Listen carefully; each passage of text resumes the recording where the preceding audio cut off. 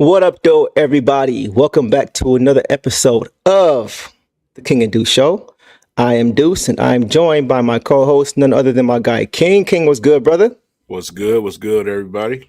Yes, sir. Yes, sir. And as you guys can see, we are joined by a special guest, a returning guest, my man, Clutch Points writer for the Detroit Pistons, Eric Vincent. And Eric, I want to give you a special shout out for giving us some of your time. I know it's a very busy time for you right now. How are you feeling, my brother? Just like you said, man, it's crazy. It's pandemonium season. We've seen it on social media, all over the internet. So we're going to try to clear up as much as we can today. Hopefully everybody can get on the same page. But appreciate y'all for having me, man. Absolutely. And we want to thank everybody for who is here, showing up and showing out per usual. We see you guys all in the chat. You guys are already going crazy. It is hot in this chat already. So we want to thank you guys for showing up. And y'all know why we're here, man. We are going to break down all the moves that the Pistons have made leading up into the trade deadline, which came today at 3 p.m. EST. And Eric, as everybody knows, you are a friend of ours, of course, but you also are pretty much our Sham Sharania when it comes to Detroit Pistons news and updates. You are the guy who keeps us updated with everything that is going on. And as far as things that we don't understand, you break them down for us. So let's go ahead and get right into it, man. The news that we got started yesterday with KJ Martin and the trade that happened with him. And what happened with that was KJ Martin, the Pistons actually traded for him. And they also received 2 first-round picks in that deal from the Sixers. The Sixers needed tax relief. Second round pick, right? My bad. Second round pick from the Sixers, and they needed tax relief, and the Pistons and were in a position to absorb the salary. So, Eric, as far as that initial move, what were your thoughts on that? Anything you want to kind of get into as far as the KJ Martin move? Yeah, that was just a bit of an appetizer. I mean, I saw you tweet about it a lot. And, for a move like that, and for Trajan Langdon in his first season, stepping in, running the Pistons, I didn't think that was going to be, it for, his moves for the day. I thought there was more to be done.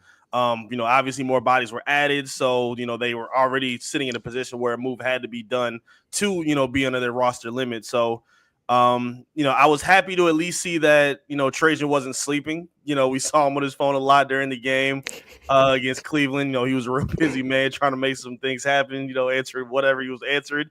And it was at least a good sign that he was trying to put something in play. Obviously we're going to dive into what it turned into, but I mean, it wasn't, again, a lot of people was jumping off, the building with it. Like, oh my God, is that it? Or, oh, we're just Troy Weaver all over again. Like, I understand the immediate panic, but it's important to wait till 3:00 at the deadline. And obviously for, the foreseeable smart reasons, we saw what it became, but it definitely came across to me as something that they were bridging towards. And obviously what we got. Yeah, I felt the same way. King, did you have any thoughts on that? I mean, I kind of would echo what Eric was saying. Anything you want to add to that? Because it wasn't really much other than I saw, other than what he said. I mean, not really. Like I said, I already knew, as soon as I started to see some of the names and read into some of the details, I already knew what it was. It was just something, it was a precursor to something else. So right. Nothing significant, nothing important, nothing really to mention about any of that situation. Right. Okay, so we'll move on from that. So following that, yesterday also, because as Eric said, Trajan has been very, very busy, there was another move that was made, and that was for Josh Richardson and Lindy Waters III. The Pistons also acquired those 2 guys from Miami and the Warriors, respectively. And I really didn't have, once again, kind of like Eric said, I really didn't feel like Trajan was done just based on what we needed. But Eric, give me your thoughts on that. What were your thoughts when you saw that the move was made for that? Because we also did get an additional 2nd-round pick in that move as well. Yeah, Trajan talked a lot about wanting to, rebuild and, replenish a lot of assets to, have some resources at his disposal to help, control this roster. Getting those seconds and getting that extra addition in terms of the assets was very helpful. Because the other 2 names didn't blow me away either. Again, I think Richardson has seen his better days, and I just didn't think these were guys that were going to end up on the roster probably any later than, after the All-Star break. I just thought this was maybe something that they were going to try to, build on after. And I was hoping that was the case. I got a little bit nervous that, like, again, I didn't want these guys to just be something that they were, luring in, like, in terms of like bait to get a bigger fish, and then maybe just saying no. And now you just got these, loose bodies that you don't really know what to do with. So I was a little nervous to start. I'm just hoping like this isn't, because I didn't want to hear the comparisons. Like I just said, I didn't want to hear everyone calling it Troy Weaver 2.0. I was willing to be patient with him. I think he's done enough to, afford that ability with the things that we've done, or with the things that we've seen, and with how the team has played this season. So I didn't want to, go too crazy off the rip. I gave him a little bit of, breathing room. But again, I understand if anybody had a little sweat trickle down the side of their head, I get it, but you just needed to wait just a little bit longer. I'm just like you, bro. I felt the same way as far as with those guys. Josh Richardson, I think he's a shooting guard. KJ Martin, I think he's a forward, and Waters, I think, is also a wing. So once again, it really didn't tell me anything as far as what the Pistons were going to be doing, other than the fact that they weren't done. But King, what were your thoughts on that? Kind of the same thing? Pretty much. I never even really entertained any of it. I didn't tweet about it. I didn't say anything about it because I'm like, okay, this is all, just to get to something in the ladder, like I said earlier. True. I mean, KJ Martin ain't played in how long? You know what I'm saying? So you got Richardson and these guys. I mean, you don't compliment an all-star player in Cade Cunningham with these type of guys. Right. So and nothing in my mind ever led me to believe that these dudes were sticking around on this roster. And obviously we come to today to where, that's evident, obviously. So I never really thought nothing of it. Right. The thing that stood out to me the most was the $14 million in cap space. That's really what enabled the Pistons to get those 3 second-round picks from those moves to be able to get the guy we're going to talk about in a minute. But from what I understand, Eric, correct me if I'm wrong, I do believe the Pistons are planning on keeping Lindy Waters III. Is that right? Yeah, I believe so. I don't think he was included in the deal. I think KJ and then Richardson, I think, were moved over to Utah in exchange for Dennis. I think there was a lot of confusion too between, I think, Chris Haynes and Amari. Like they both were having some conflicting reports. So it was a lot going on. But I think Waters, I think, is staying here for the deal. Okay. By the way, shout out to Amari Sankofa, Cody Davis, all those guys who have been keeping us up to date with everything going on. It's been a lot happening, and they have been there every step of the way to make, along with you, Eric, to make sure that we have all the information that we need, because we're on the outside looking in. You guys have you kind of peek behind the curtain a little bit to kind of see what's going on. So we thank all those guys. Shout out to them. Shout out to you, of course. And now Lindy Waters III is now a teammate of Isaiah Stewart. And that may sound like it's nothing, but I think maybe you guys saw what I tweeted earlier about that. When I heard we were getting Lindy Waters III, something I couldn't pinpoint exactly why that kind of rung a bell in my head, but then I kind of thought back and then it made more sense. So I'm going to show you guys something that I kind of tweeted earlier. This is the last time we saw Lindy Waters, guys. Anybody remember this right here? This was a game we played the Golden State Warriors. And Lindy Waters is a guy with the ball, and Stu was taking it away because Lindy Waters was holding on to it. And I guess he was being playful or whatever he was doing to Stu. And you see Steph there laughing. And then when Stu snatched the ball away, he thought it wasn't fun of games at all. Stu was not playing around. So now those guys are teammates. So it's going to be interesting to see how things kind of pan out going forward with those guys. I'm sure they're going to get along just fine. But if you guys remember, Lindy Waters III lit us up that game. He lit us up that game. He knocked down a few threes in critical points of the game that really helped to get them over the top in that game. So to your point, Eric, that may be part of the reason why he's still here. It's just having an additional wing or additional guy that can space the floor for our guy Cade and for the other guy we're going to talk about in a minute. But I thought that was interesting. What did you think about that? All I thought was it can't be more problematic than Jimmy Butler and Draymond Green's locker room. As long as we ain't got to deal with what they about to deal with, I ain't worried about that at all. I remember that episode. I remember Steph's face on the sideline. But, yeah, it can't turn into anything more toxic than what they about to deal with over there on the West Coast. Man. We'll see what happens. You ain't lying, bro. You ain't lying. So good stuff, man. So like I mentioned, bro, that trade pretty much gave us some additional draft capital, which came into play today in a major way. And I'm going to just say Pistons Twitter lost their minds today.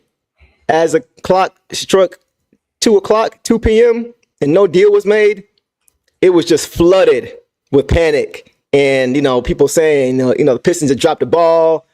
Like you mentioned, this is Troy 2.0, which was unfair. They were not serious. They don't care about winning. And then all of a sudden, about 2:45 p.m. today, the Pistons made their most important move. And that was the move to acquire Dennis Schroeder, which is a very, very important piece. A lot of people may not understand how important that is, but we've all talked about it collectively together, the three of us. And I think we all kind of have an understanding of how important that move was. So basically, that trade was also part, as Eric mentioned, the Jimmy Butler trade. I think it was 5 teams involved in that trade. And the Pistons received Dennis Schroeder, and I think they had to send out a draft pick, a second-round pick, one of the ones that they had acquired from the previous trades. They had 3, so they lost 1, so they really didn't lose anything to get the guy they needed. And they ended up with Dennis Schroeder, who has actually been traded 3 times in the last 24 hours. So with that, guys, just kind of chime in. Eric, King, whoever wants to go first. Eric, I'll start with you. What are your thoughts on that move that was made to get Dennis Schroeder to this team? It doesn't have the move that they were going to make wasn't going to be anything that was as sexy as any other move that we've seen. It wasn't going to be Zach LaVine, moving to Sacramento. It wasn't going to be De'Aaron Fox splashing to San Antonio. Piston fans, I'm going to reason with you. I understand the eagerness to get to that point. You're seeing a lot of young guards or a lot of young stars getting their complementary pieces. You're seeing their rosters develop, quickly. And I understand the patience that it takes to understand and wait for that next move to happen. But this is a good move for the Pistons. Dennis Schroeder is a very beneficial player to have. And for a team that's been dealing with some injuries, obviously with no Jaden Ivey, Malik Beasley had a little crash where, again, he didn't play great against Cleveland, but knowing that he fell down and, I think got bulldozed over by somebody. I don't know why the refs didn't call it, but whatever. Tobias goes down. And, we're seeing a bit of the bumps and bruises of the season kind of take toll. And it's getting stressful watching Cade Cunningham have to carry a lot on his own by himself. So to be able to bring in a veteran like Schroeder, who's, been a proven guy that can help a winning team or a young team in the matter, I think he's very helpful to have. I remember him breaking out with the Atlanta Hawks, being one of the unsung heroes for OKC in his young days. Yeah. He's a very valuable piece to have. He's not that old. I think he's only 32 years old, a quick stopgap guy. I think he's an unrestricted free agent next season. Mm-hmm. So this is the kind of guy that you need if you want to be serious about a play-in or playoff push. I do think that you could maybe use a little bit more to solidify the playoff hope, but I still think if they make the play-in, that's a W2. Like, I don't think that's a problem if they do that. I know Cade talked about wanting the 6 seed or better. I don't think 7, 8, 9, or 10 will be bad for them. So I like the move. Again, it's going to take some pressure off of him. He's a good 3-level scorer. He's a savvy veteran that can play make as well. I think he does a lot for this team for the second unit, and I think he'll give a little bit of boost for the first as well when he's staggered in with the starting lineup. 100%. King, weigh in, bro. What do you think? Perfect fit. You know what I'm saying? Perfect fit. It's exactly what we asked for. We needed another person to come here and handle the basketball, someone that can contribute while they're out there on the floor. And you just look at where Schroeder's been, around the league and the situations that he's been placed in and the people that he's been backing up. He's the perfect player for the position. Whether people don't know him as a household name or not, when it comes to Detroit Pistons fans, I know we only watch Pistons basketball a lot. Mm-hmm. He's the perfect guy for me. You know what I'm saying? And yeah, we could have had, went and got somebody like CJ or whoever. Me personally, I just wanted somebody in here, a solid veteran that can contribute, that can control the floor when Cade is off the court to keep things going and flowing. Like I said, I like Sasser, but that's just not what he is. So we needed this more than anything. I wanted just a little bit more for that push. And I'm saying a playoff push. I don't think the play-in is a realistic thing anymore.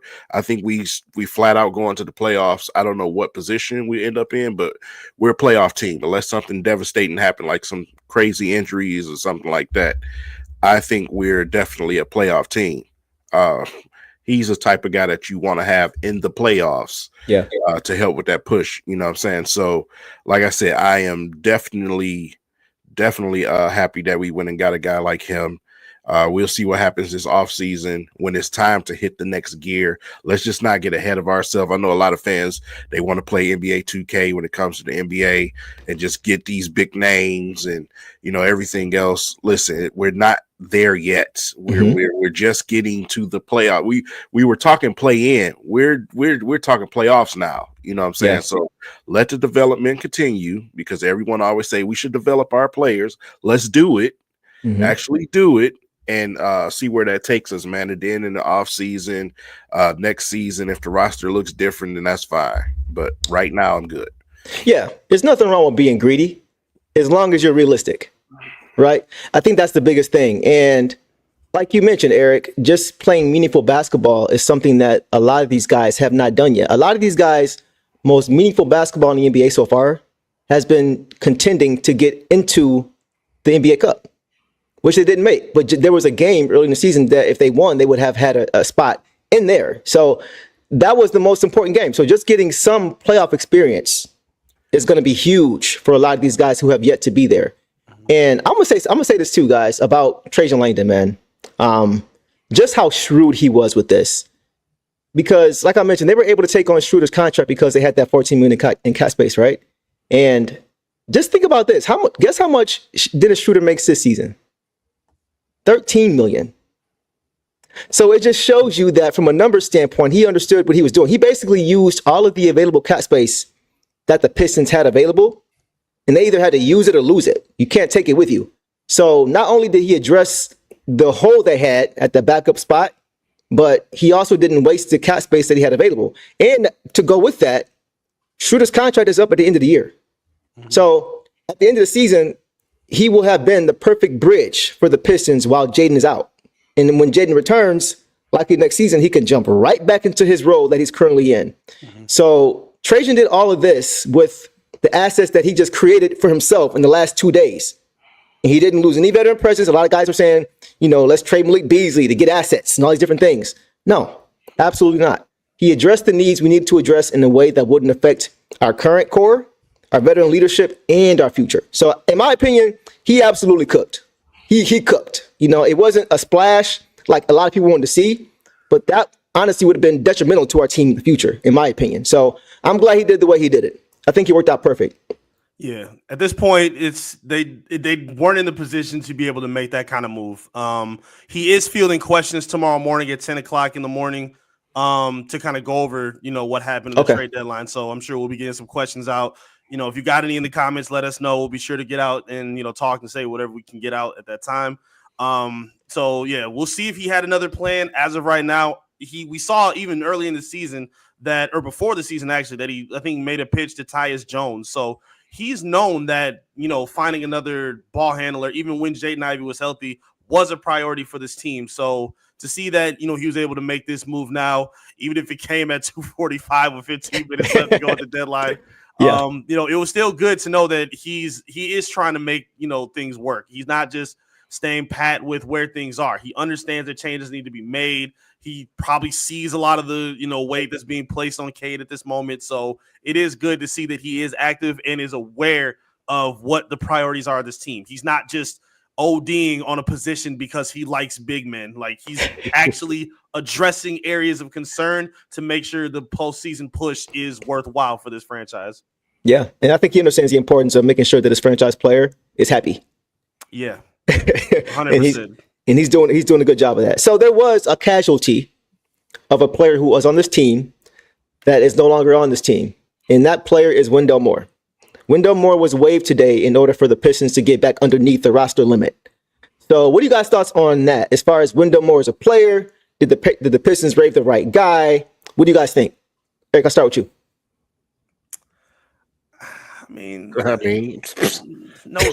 disrespect. I don't want to be rude. I mean, listen, I like what Wendell Moore did through some of his time that he had with the team. It was a lot of sparing minutes, even without Ivy. JB tried to place him in the starting lineups and give him a little bit more rotational time, but he was a sacrifice that you were willing to make. I mean, when you have Tim Hardaway Jr., we got Beasley shooting as one of the best shooters in the NBA. Sasser even started to make some improvements. And then Cade's game went up even after Ivy got injured. So yeah, it was gonna have to cost you somebody. Moore is a professional. He's a nice guy in the locker room. He seemed like he vibed well with the team, but these business moves had to be made. And for a guy like Schroeder to come in, it made sense that he was the guy that they made a pick for. I can't even be mad at it. Yeah, like you mentioned. Well, I'll let you go first, King. You had some thoughts there. Go ahead. What you want from me? I ain't got nothing to say. Oh, you got nothing? Okay, I just want to make sure. I ain't got nothing to say. I don't even know what we talking about. We'll leave it there. Listen, my guy Clinton is still sitting on the bench waiting to get on the court, bro. Man, that's more concerning to me. Do not, man. You know what? I'm with you 100% on that. But seriously, yeah. Wendell Moore was a veteran, professional player. Professional guy, came to work, did his job. Yeah. When I saw him start one game earlier in the season, that's when I knew I think he started in place for Tim Hardaway Jr. when he got hurt, and he didn't score. He was pretty much getting cardio. He just wasn't effective. He wasn't impactful in that game. He played solid defense, but he wasn't impactful. So I understand why they made this move.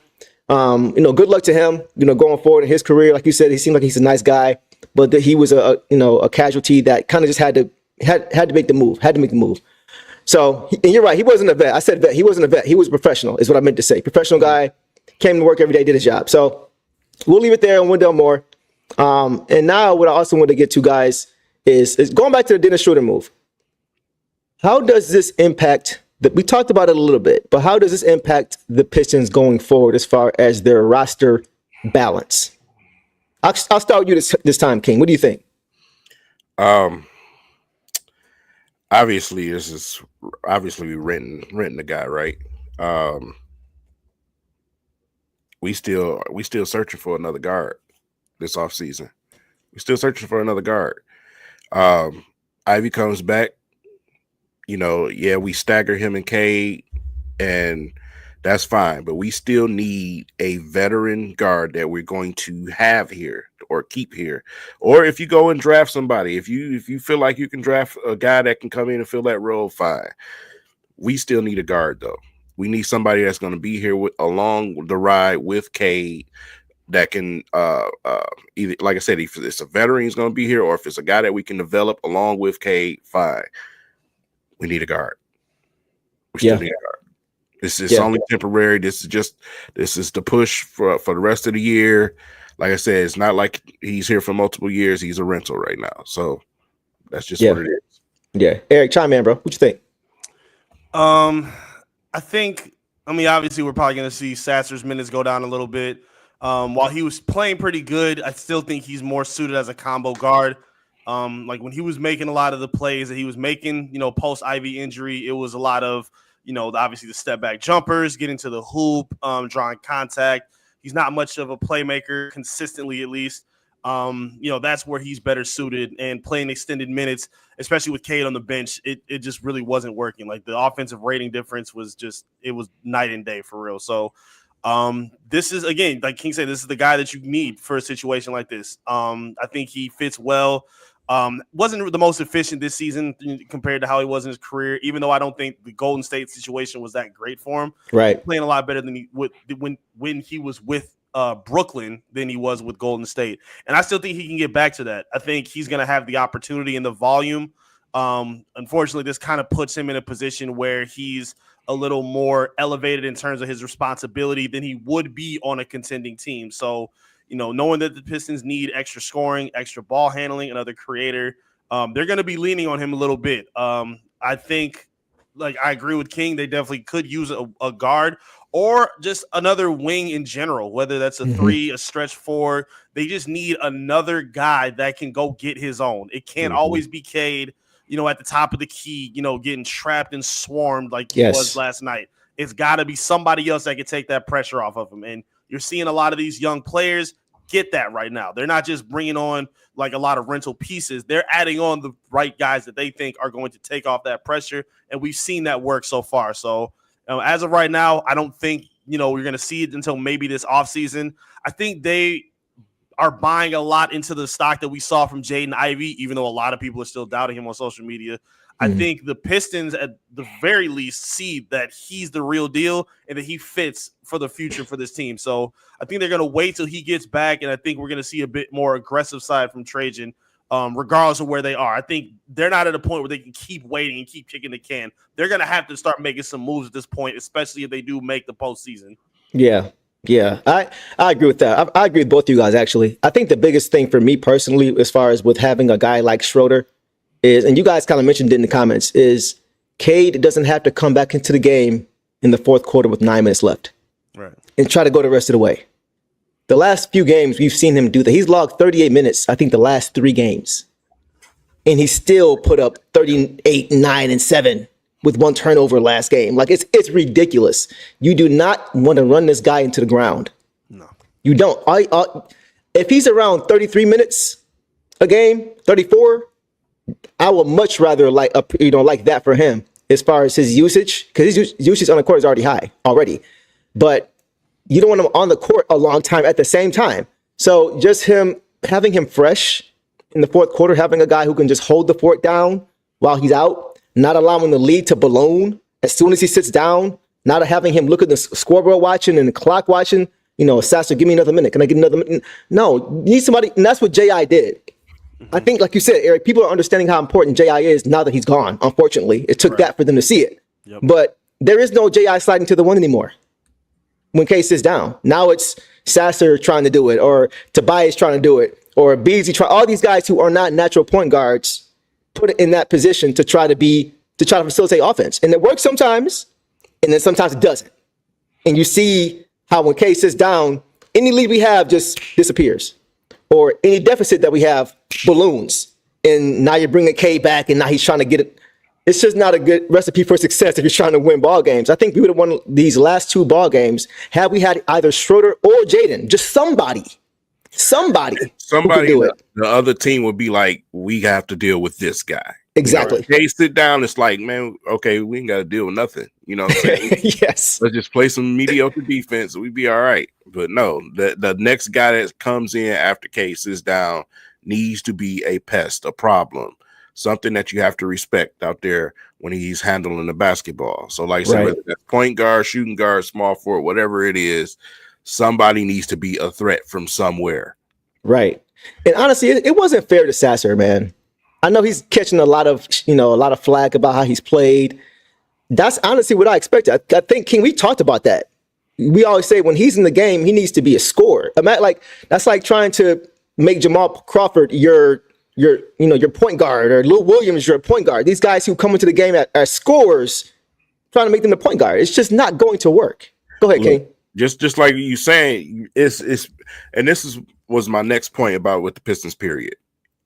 I want to see a uniform roster. I'm tired of trying to figure it out. I'm trying to see if this works or that works. When we play other opponents, everyone knows what they're doing. They have their certain roles.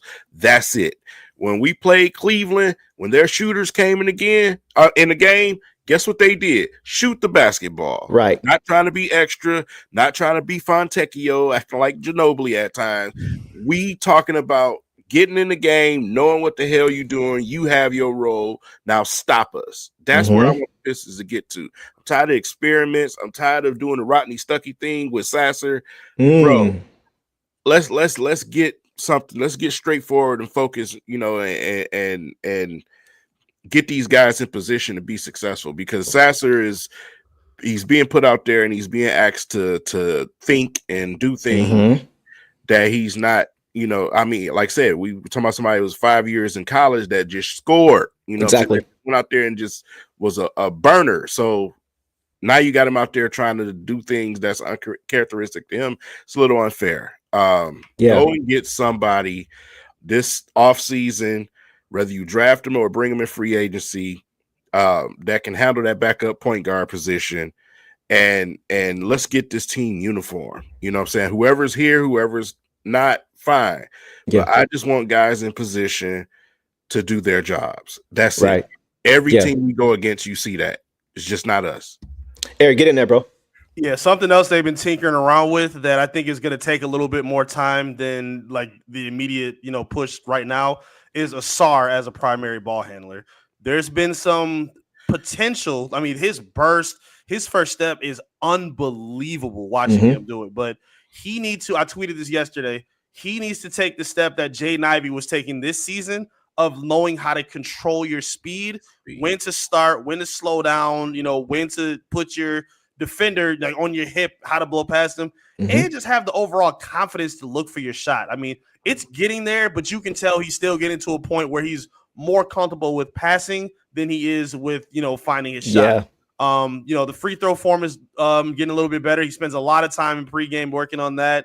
Obviously the jump shooting still needs to take a little bit more time. Teams aren't even respecting him at this point. So yeah, they really need a lot more, like King said, a uniform, stable area, especially to me the 3 and the 4, because I feel like there can be a world next season where if you find the right piece, Tobias Harris can be coming off the bench for you, and I think that will be very beneficial for this team.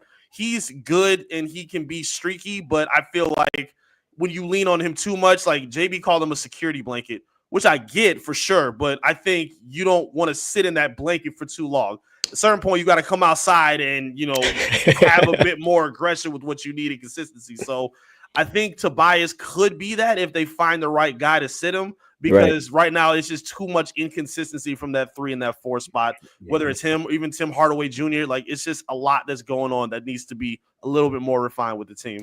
100%. And when you talk about Asar, I think that's a great point you make as far as just his pacing and understanding. It took Jaden a year or so to really for us to see that he was beginning to understand and get comfortable with that. And we got to remember, not us, but everybody has to remember, Asar was out for 8 months. Right. That blood clot. So he's behind. I think if he had that not happen to him, all of the attention that Amon is getting, Asar would be getting it too. Right? And that's taking nothing away from Amon because he's hooping. He is balling. He's balling. He's fun to watch. He is fun to watch. Yeah. But he just so happens to have a twin brother that can do all the same things, or close to all the same things that he can do, if not all the same things. So he just needs time. But to your point, he does need to work on that. I just think with time, he's going to get there. And one thing I love about Asar, we're talking about Asar, I talked about it the other day, just his ability, one of his strengths is just being able to grab the rebound and go. Not have to find the outlet to Cade or whoever's on the court. When he grabs the board and goes, Cade is not looking for the ball. Cade is getting out on the wing. And that just being able to take it and go makes it so much harder for the defense to set up. Right. At that point, you're putting so much pressure on them. At that point, they're just trying to find a body. And a lot of time when you're trying to find a body, it's a mismatch. Right? You might have have a small on JD in the paint or big in the perimeter with Cade, because they can't match up quick enough, because that split second of not having he can just go. Right. And that split second, whether it may not seem like it, we hope it's a big difference, especially if somebody is fast north and south like Asar. So that's one of his strengths. And once again, like you guys mentioned, just give him time. He'll continue to, he's got holes in this game. We know that, but his raw ability alone keeps him on the court, So I'm really excited to see what he brings going forward. One more thing for you guys. I want to ask you, we talked about Fontecchio, right?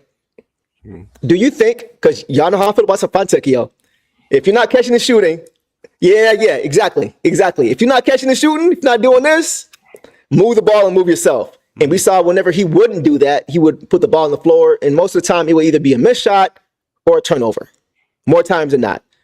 With the addition of a guy like Dennis Schroeder, do you think that will help his game? I was thinking about this earlier today, as far as being able to get better quality shots so he doesn't have to put the ball on the floor. What do you think?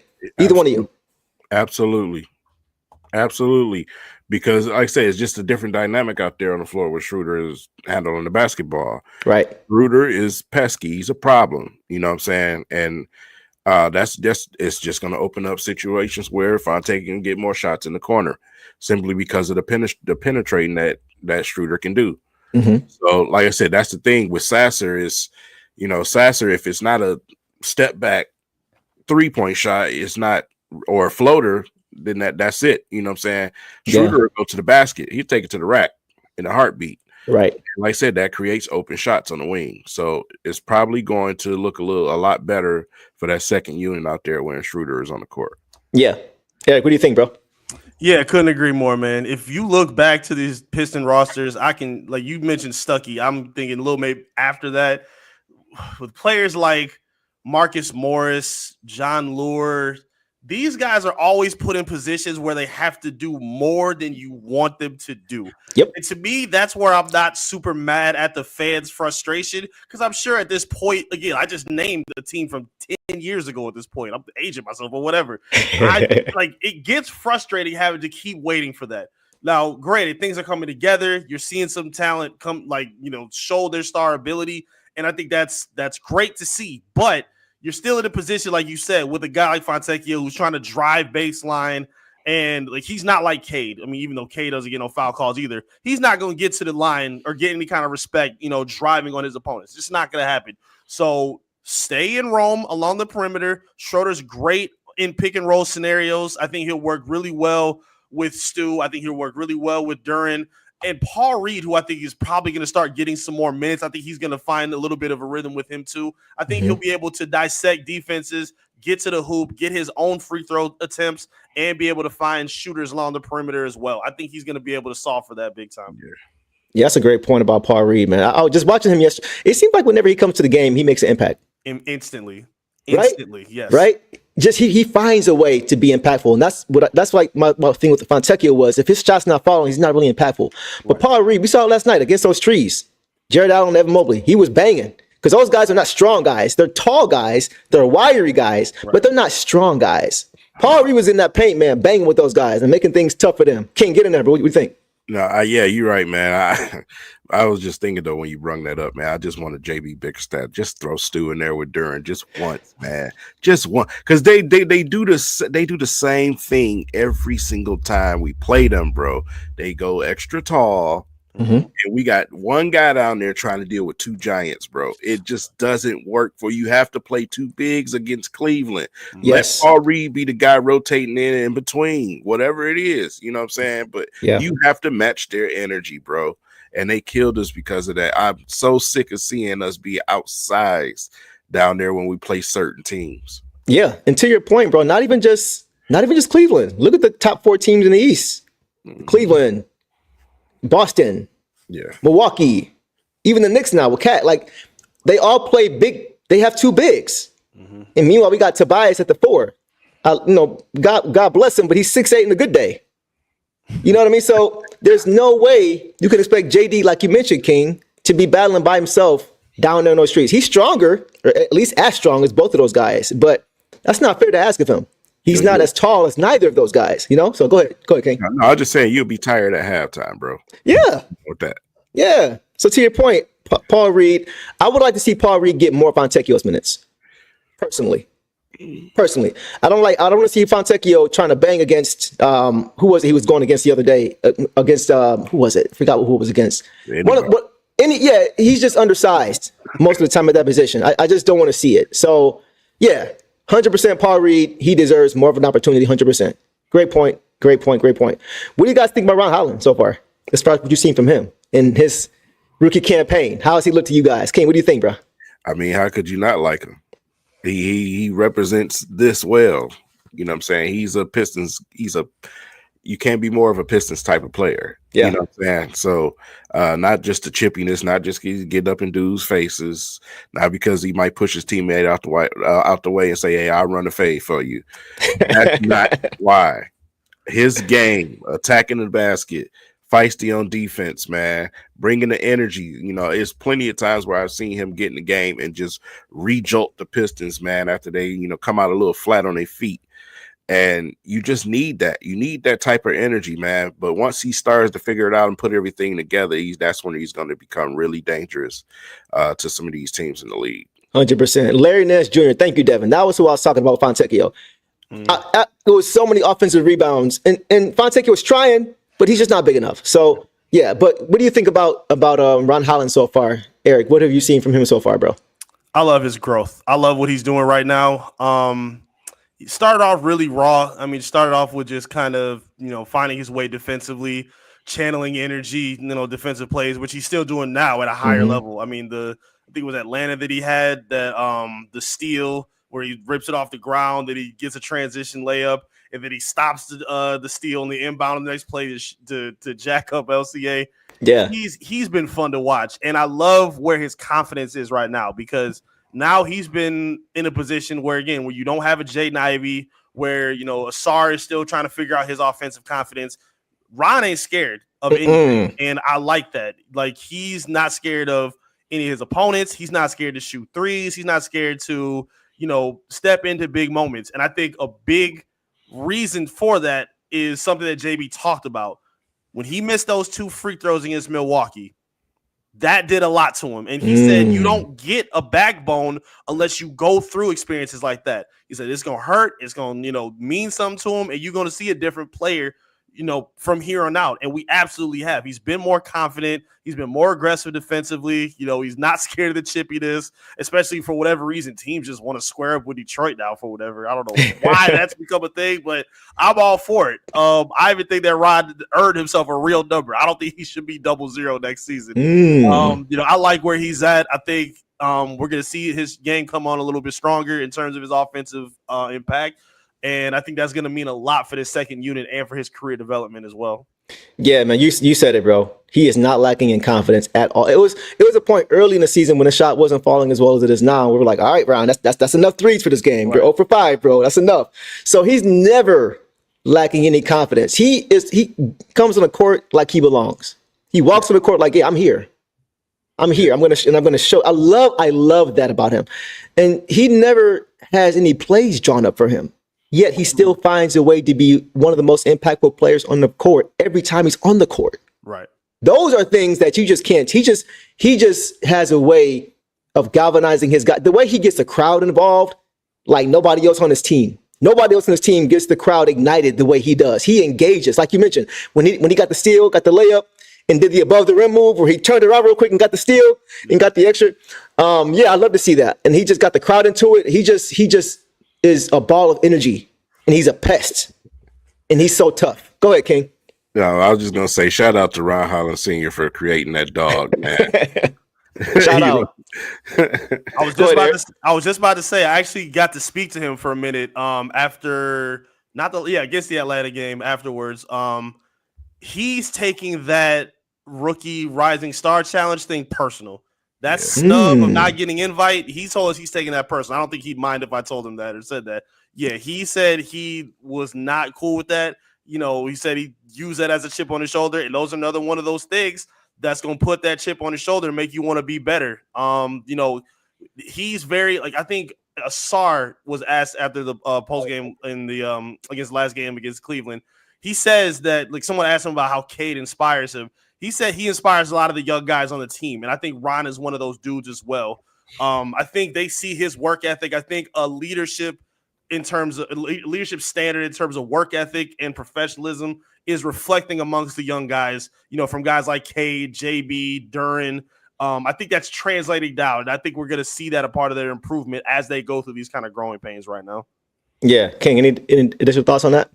Man, no, that's just music to my ears, man. I love any time a player has a chip on their shoulder. It's kind of the reason why I liked the Schroeder move, man. Schroeder, he automatically plays with a chip on his shoulder. Yeah. That's that dog that you need, man. That's that Pistons basketball right there, man.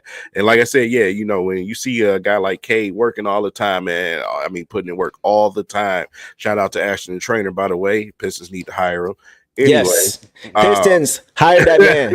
Hire him. They need to hire him as an assistant, man. Yes. So everybody can be working on that team while everybody sleep. And Cannon. Hire Cannon right, too. And Cannon too. You know what I'm saying? So, no, but seriously, though, like I said, man, I love hearing that type of stuff. Take it personal. Take it personal, man. If you want to be great in this league, everything is personal. Everything is personal. You heard Michael Jordan, man. The dude knock a grain of popcorn out of his hand. He took it personal. Take it personal, bro. And it's all this friendly stuff. Like, nah, y'all ain't invite me. Really? Me? Okay, I'm gonna show you something. I like that a lot. Yeah, I do too, man. And I'm really looking forward to seeing these guys a year or two from now. Right? Ron's put 50 games to his first year. Yeah. Just the confidence and the maturity that he already has, maturity from a basketball standpoint, right? He just knows, he seems to understand. He just, a lot of guys as rookies, they come into the league and you can see the deer in headlights look in their face. or you got the vets trying to push them in the right direction, or for jump balls, or they're in the wrong spot, or for free throws, they're not in the right spot. He just seems to understand how to play the game at this level as a rookie. And that's very, very impressive. One guy that he said he wants to mold his game after, and I was happy to hear this, is Jaylen Brown. Jaylen Brown was a guy who came into the league who was not an offensive juggernaut or offensive skilled player. A lot of people even questioned where he got picked in the draft as high as he did. But you saw over time, the defense started to slowly turn to the offense, and he started to polish his game to a point now where he was a very good two-way player. I think Ron can be that for this team, especially the way his jump shot is coming along. Shout out to Fred Vincent. He's just taking stride after stride after stride, and it's good to see that from him for sure. Definitely. Yeah. A couple more guys I want to get to, and then we can get out of here, y'all. One guy that people wanted to trade for assets, Malik Beasley. Let's talk about Beasley, man. I am hoping that we have 3 guys representing the Pistons for All-Star Weekend. We have 2 with Asar and Cade, but I really want to see. I've been talking about it. I don't know, King, when since like December, November, about put this man in the 3-point shootout. The way the Pistons are playing right now, they have a resurgent team. The way they turn their team over, they're getting the national attention now. Cade is an all-star. A star is going to the Rising Stars game now. Put him in there. He's second in the league in three-pointers made, and he's shooting around 41% from 3. Put him in the 3-point contest. What are your thoughts on Malik Beasley and what you guys have seen from him so far? I mean, it's self-explanatory at this point. You know what I'm saying? With Beasley, he's the Pistons. You know what I'm saying? Besides Cade being an all-star, Beasley he's a huge part of that heart and soul of the Pistons. You have guys like him, and you got guys like Stu. You know what I'm saying? That just you have to have. They inject so much into the heart of this team. You know what I'm saying? With their attitude and the way they carry themselves, the swagger, but also what he does out there on the court, night in and night out. So, you know, like I said, for the 10 people that said they wanted to trade him for assets, jump in the river. What's wrong with y'all? I don't understand it, bro. Tripping. Go ahead, Eric. Go ahead. I'll let you chime in first. Go ahead. Give me your thoughts on Beasley so far, bro. Yeah, I'm tired of the asset talk. I ain't gonna hold you. Like I understand. I understand why they needed to finesse some moves, but just the wrong people y'all want out of here for assets. Like he's not somebody that you need to be getting rid of. Yeah. Now, I will say, and I think this is just more kind of necessity based on where the roster is, and I think he just went on an early heater. He is kind of fitting the mold to an extent, which I was saying, where he's doing more than you expect. Like he's probably their second best player right now with, Ivy off the floor. So when he's on a contending team, he should be your 4th or 5th best player. That's not shade to him. That's not disrespect. He's overachieving. And for a team that's needed shooting for a long time, ain't nobody mad at it. I'm sure plenty of people parlays have been hit thanks to Malik here. I ain't mad at what he's doing, but you definitely want some more assistance around him because he's now being put in a position where he has to go get his own shot. And I think opponents are now understanding how to game plan for him, where they thought, his shot ain't what it used to be, or he's not going to kill. No, they saw what he did against Sacramento, when they were down double digits on the road. So they're playing him close to the chest. He's doing a good job of still hitting tough shots. You just want to find in a position where he's finding more open shots instead of forcing contested ones. Yeah. And I think they'll find that once they have Ivy back on the floor. But I think he definitely should be representing an All-Star Weekend. Real quick. Yeah.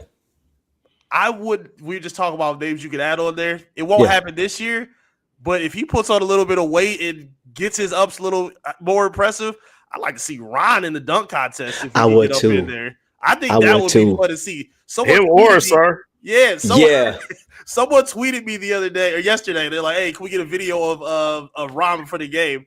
And they just got out of their shooting and they got to layups, and he threw it off the glass and put it between his legs. I'm like, oh, yeah. Oh, okay. All right. Yeah. That might be something. So I would like to see that down the line. Let's see if we can speak that into existence to him. For sure. As long as he's not missing a main game, we good, right? Oh, yeah. No more of that. I remember that one. No. To your point about Bees, about his veteran leadership, Bees was the first guy to go to him when that happened. Ron put his head down. He saw Bees coming, and he said, oh, here he come. And he came over to him. He said, it's cool, bro. Just don't do it again. We got a game to play. Let's go. But to what you said about Ron, I want to shout you out, bro, because somebody actually commented on the video that I actually got from you. Guys, all the content that you guys see on YouTube, the shorts, they come from Eric. That's not me down there on the court. That's him. He got that access. I ain't got that access. Yeah, I'm trying to get that access, but that's Eric. He's willing enough to provide that information and that content to us. So I just want to make sure that you getting your credit, bro, because that stuff does not happen without you. So want to shout you out on that for sure. But yeah, I would love to see Ron in the dunk contest. And you guys know this. A lot of what goes into the dunk contest is the swag. Mm-hmm. It's the celly after the dunk, right? Mm-hmm. If you just do a sweet dunk and you're like, the judge is gonna be like 8.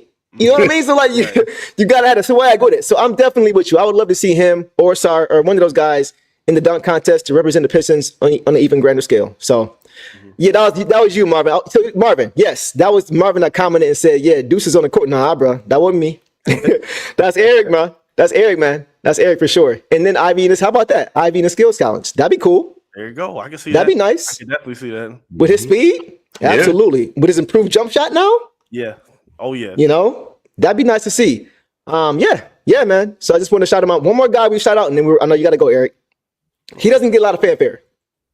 But Tim Hardaway Jr. has quietly carved himself out a nice, consistent role for this team since Jaden's been out. He hasn't been flashy, hasn't been giving us 30 points, even 20 points, except for he gave us 20 last game. Mm-hmm. But he's been consistent. He's been that safety valve for Cade when Cade has needed it, and he's knocked down shots. Mm-hmm. How you guys felt about Tim Hardaway Jr. so far? One of the few players on the team that's sitting correctly in his role. Yes. Like I was talking about. You know what I'm saying? You know it's a good night when you see his pops in the crowd like this. You know? Bro, real quick. You know, that's like the only reaction. Whenever they cut to him, all you see it's like watching Karate Kid at the end when Miyagi's like with his beanie hanging off the back of his head. Tim Hardaway's hilarious.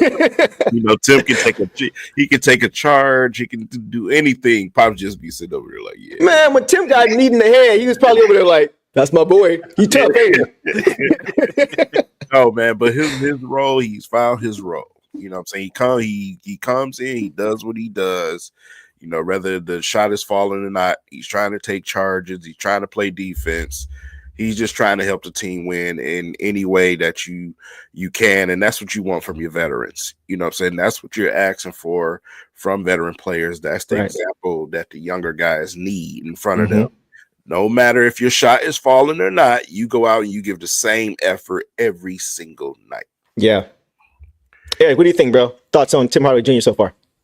Yeah, he's been very beneficial for this team. I think he does a very underrated job defensively. I mean, he's one of the best charge takers in the NBA.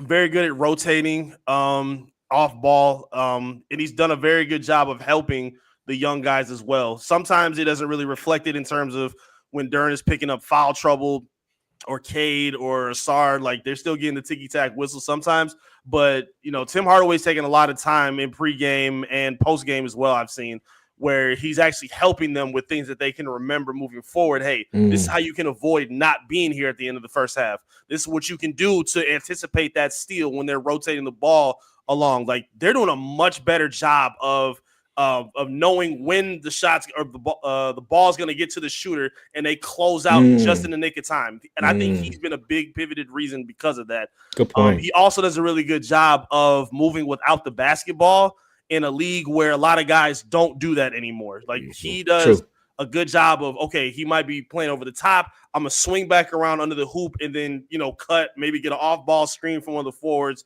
and then Cade will be patient enough to get me to rock on an open look, you know, on the other side of the wing. So he's done a really good job as a veteran. Again, I'm not sure what his future looks like for the team, but for what they're doing this season, I think he's been fantastic at what they've needed in terms of the two veterans, because there was questions before the season of who's going to get the majority of the minutes between Ivy, Beasley, and Hardaway. But you've needed all of them at this point, especially with Ivy out now.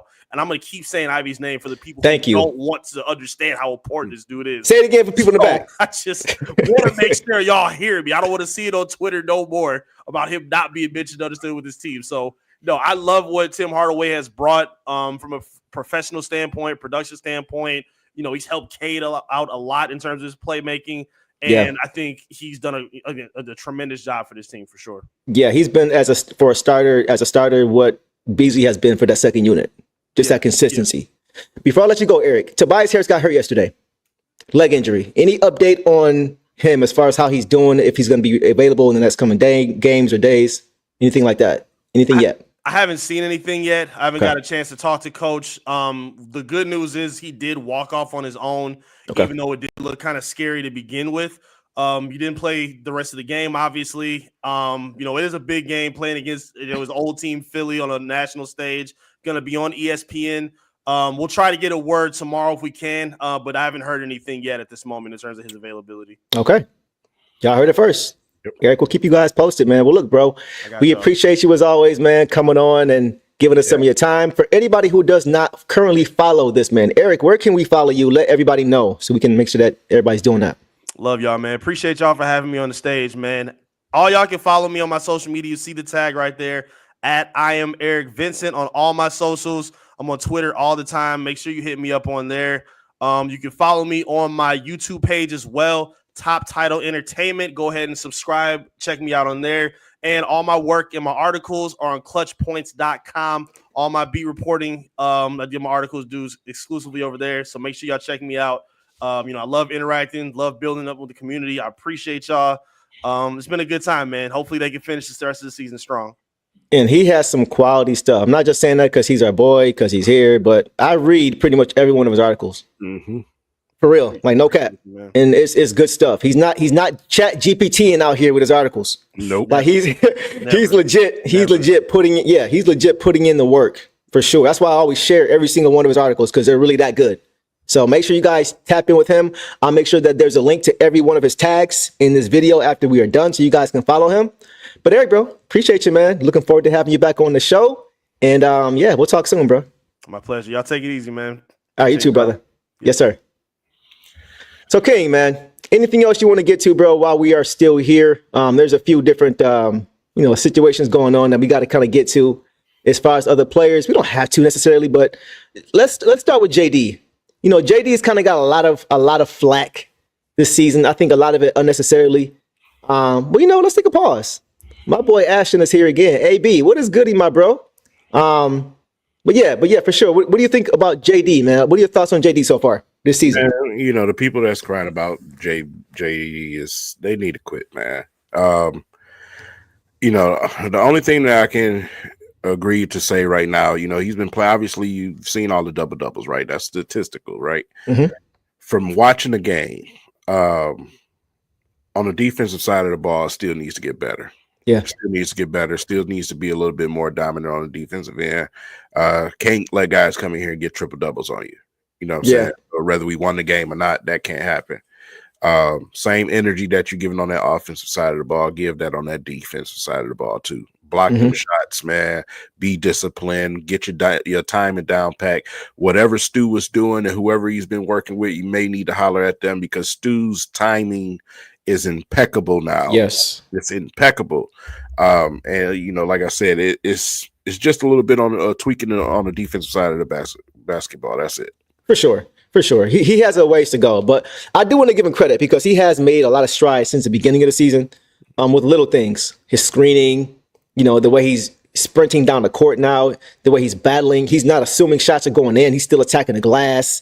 He needs to be more disciplined as far as staying down and just playing big. A lot, because he had a relapse yesterday where he just was jumping like a pogo stick for everything. Before that, he was just playing big and causing turnovers. So you can see he's trying to commit to that end, and you see how well he's eating on the offensive end when he does so. So it's going to be like you said, if he can get to a point from a timing standpoint and a fundamental standpoint as Stu, he's going to be a really good player because he has the size, he has the athleticism, the strength to be able to do all those things. So he's going to be a better player as he continues to grow. I'm just happy to hear him say, or to hear JB say, that he is fully committed to that end of the floor. That's the first step. If you don't have that mindset, you're not going to do it. So to see him doing that now is really, really, it's good to see that. Marvin, what did Marvin say? We got to be a force. Oh, wow. So we going to overtake the Knicks? That's what y'all saying? We gonna overtake the Knicks for that 4th seed? I don't know. I will be happy with a 6. I'll take a 6 seed for sure. AB, give me the 6 seed. And I'm good with that. What about you, King? What you think, bro? Yeah, I had us going as high as the 5th seed. 5? Okay. Yeah, the 5th seed, man. But like I said, we got to learn how to beat teams like Indiana. Yep. We got to get over the top with these teams and stop letting them breathe, man. So, hopefully with Schroeder being added to this roster, man, and our second unit probably being in a better of a flow and they're out there on the basketball court and be able to hold the game for us. Hopefully we can start coming out on top of some of these games, man. Yeah. But this is the stretch now. It's go time. It's post trade deadline. We about to get rid of all this all-star garbage. All that crap is finna get pushed out the way. Mm-hmm. It's go time. This is where teams turn it up. This is where you find out who you really are. So we have to take the next step. You know what I'm saying? We got to go out there and take care of business and stay on these cats and finish these basketball games out. Right, 100%. These teams going to be pushing. They're going to be coming for us. No, you're right, bro. I hate to go back so far, but I always think about the teams that we had when we were contending, the Larry Brown teams. The second half of the season, post All-Star break, that's when we would hit another gear. Mm-hmm. It seemed like every year, we may start off slow, start to get our camaraderie, our chemistry, all these different things. But come post All-Star break, nobody wanted to play us. Nobody wanted to see us. Teams are trying to avoid us in the playoffs. So as far as seeding goes, I'm with you, bro. As this team continues to grow, I definitely think we got to get to a point where we're locked in and focused on what's most important, and that's making some noise and getting some respectability in the playoffs. 100%. I'm with you on that. Yeah. Yeah. Yeah, man. Anybody else want to get to? Since AB is here, he asked what we thought about the trade today. And so AB, we were just talking about the Schroeder move and how we saw what happened last night. 38, 9, and 7. 1 turnover. Probably 15 fouls that didn't get called. Right? But yeah, I think this is going to be good for him because now he can be fresh at the end of games and he can be fresh for the playoffs. I hate wasted performances, bro. I said it yesterday. This should have been a performance all over ESPN today. Yeah. But it won't be because we didn't win. Everybody's gonna forget. Go ahead. One thing from Coach, man, is I get it. You don't want your guys to foul, but don't ever encourage them to be that timid on defense. Yeah, because that man walked all the way down there and shot that ball too comfortably. Yeah, you shouldn't be getting past the half court line that comfortable. I agree, man. So you can't get down there and just let this guy shoot a shot like that. That should have never happened. I agree. And to Asar's credit, because he was the one that kind of gambled and tried to go for the swipe. Yeah. Post game, he said that was my fault. He said I thought I had a shot to, he said they're calling fouls. I had a shot to go for it, but he caught him with that. Garland actually caught him with that Cade in and out move to get to a spot to get open as he swiped for the ball. So you're right. You got to stay in front. You can't brace for the foul. You understand that they may call it, but you can't break, especially at the end of the game. The likelihood of them calling that foul, unless it's blatant, is a little bit lower than, a different kind of call. So I'm with you 100%. Like you can't gamble in that situation, especially when you come all the way back. Like the Pistons, it didn't look like, I'm like, wow, they were actually down 3. How? But they just kept fighting. And so for Cade to hit all 6 free throws, hit that big 3 from 30 feet away, 35 feet away, and to lose, you got to be in your P's and Q's in that situation. You can't afford to do that. Maybe I'm a meaner coach than JB Bickerstaff, but when I see three blue jerseys, all 3 y'all get the wrath. Yeah, not just the Sar. I see 3 bodies around him. All 3 of those bodies should have made sure he didn't hit that shot. I feel you on that 100%. One more thing we're gonna get to. I'm gonna share the screen one more time because for those who didn't know, Cade got selected to Team Kenny tonight on NBA on TNT. I thought that was pretty cool, and I actually posted it, so we're gonna share that really quick, and then we're gonna call it a night. Here we go. I'm gonna go with Cade Cunningham. Yes, sir. First timer.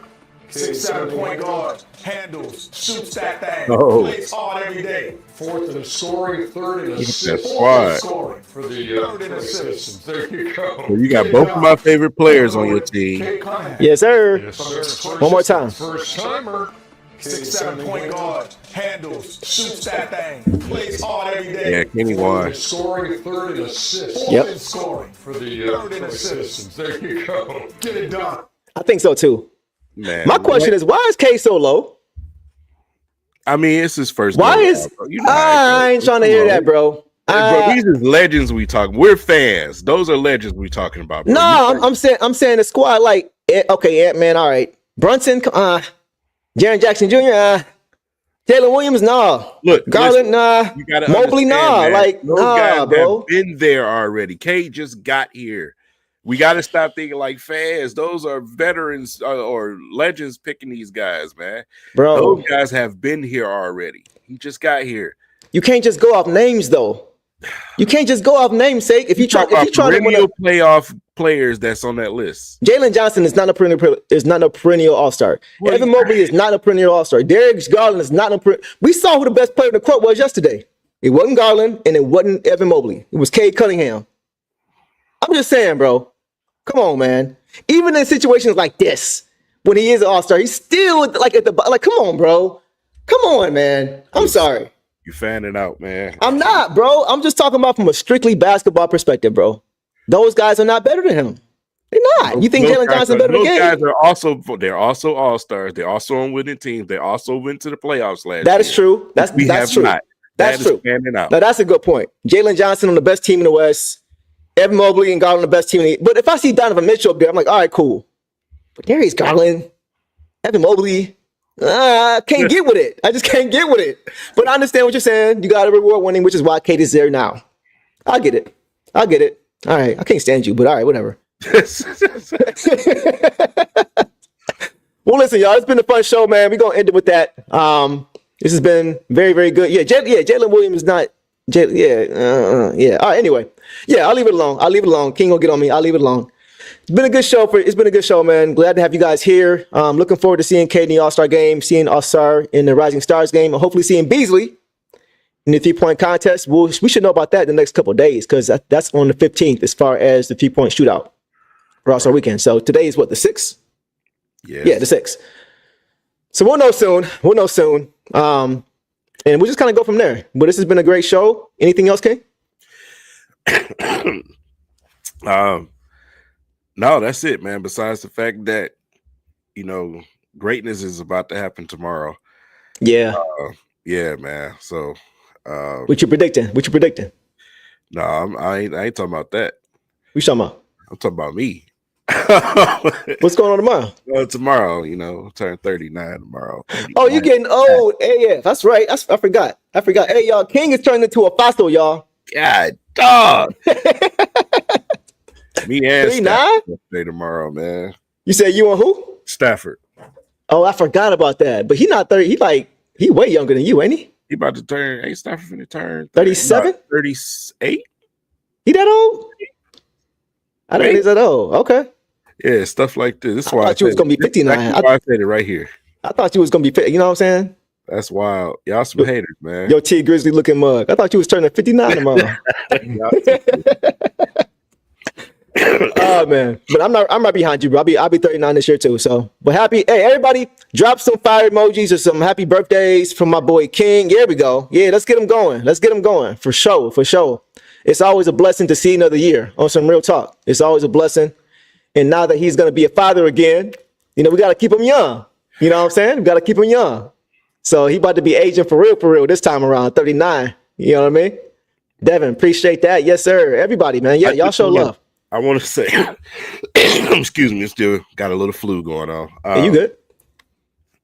Just want to say this before I get off. Yeah. I'm going to announce it now. I have a second channel.